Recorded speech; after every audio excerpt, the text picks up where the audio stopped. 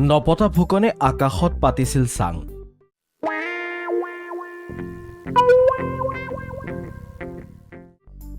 কিবা ধৰিব পাৰিছেনে? আকৌ চাওক। নহয়, ভালকৈ চাওক।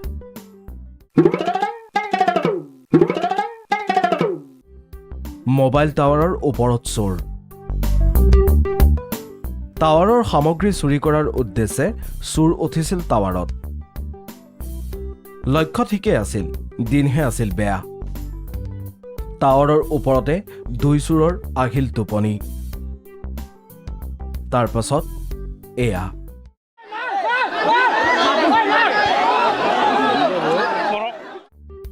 হয়, ঘটনা শালবাৰীৰ। ৰঞ্জিত কলিতা নামৰ লোকজনৰ ঘৰত চৌহদত থকা টাৱাৰত চুৰ কৰাৰ উদ্দেশ্যেৰে উঠিছিল দুই চোৰ। পিছে পৰিয়ালৰ লোক সাৰে থকা দেখি টাৱাৰৰ ওপৰতে মৰ ঘুমটি মাৰি পুৱা হওঁতেহে ঘূৰাই পালে সম্বিত।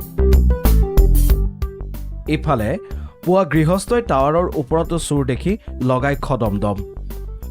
চোৰ ধৰিবলৈ টাৱাৰৰ তললৈ আহিল অঞ্চলটোৰ ৰাইজ। পিছে নিৰুপায় চোৰ মফিদুল ইছলাম, আছাদুল আলী।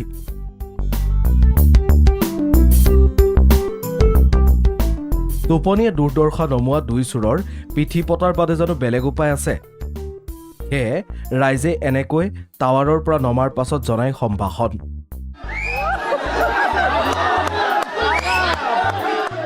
কি কাৰণে আহিছিল ইয়াতে?